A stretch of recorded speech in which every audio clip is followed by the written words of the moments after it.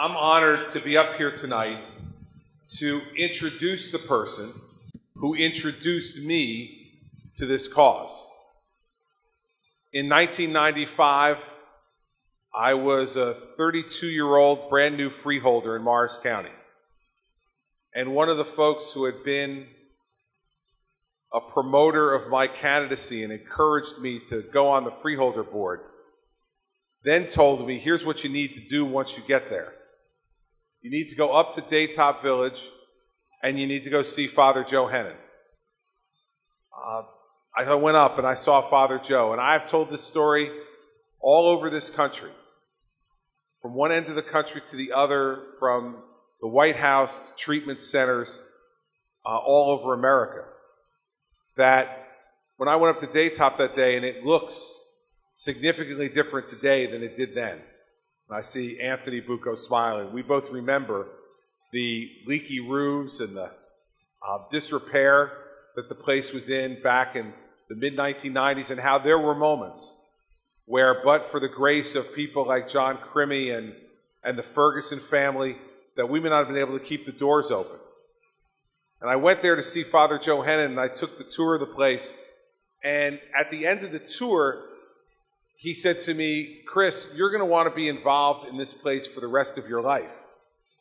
Now, at 32 years old, you're thinking to yourself, how could he possibly know, and how could I know?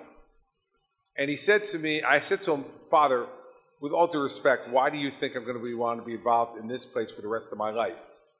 And he said, because you're going to learn that Daytop is where God makes miracles happen on earth.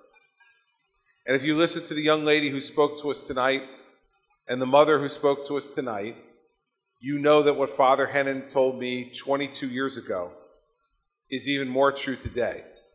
Daytop is a place where miracles happen each and every day, and we see God's hand and his work every day at Daytop, saving lives and changing lives for people. I would have never had the experience of knowing that and had the cause that I've had for the last 22 years if it wasn't for the persistence and the passion of my friend and tonight's Silver Star honoree, John Sette, the chairman of the board at Daytop Village.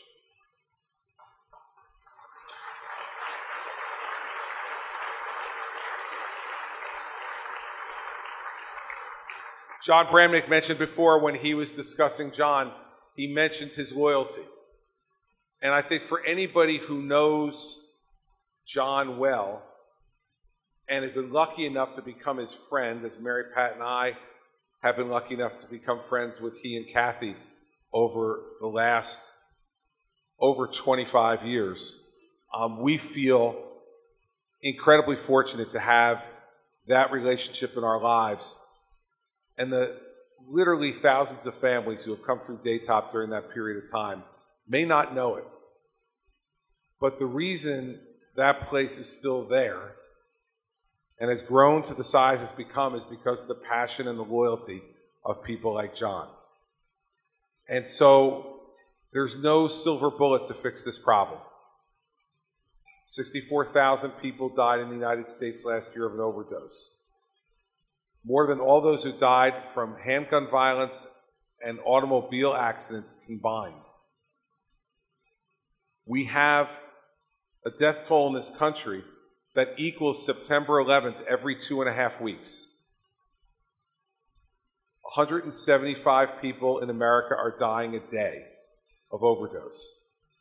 I see all those hearts flashing, and it represents the money that you've all contributed. How much do you think we would pay if a terrorist organization was coming into our country and killing 175 Americans a day on our own soil?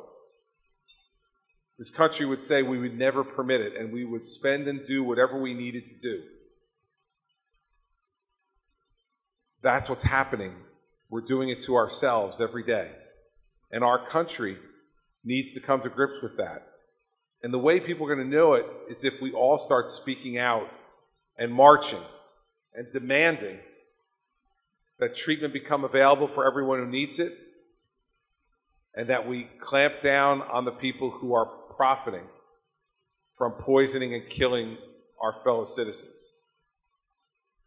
John Sette's been speaking out for 25 years on this problem.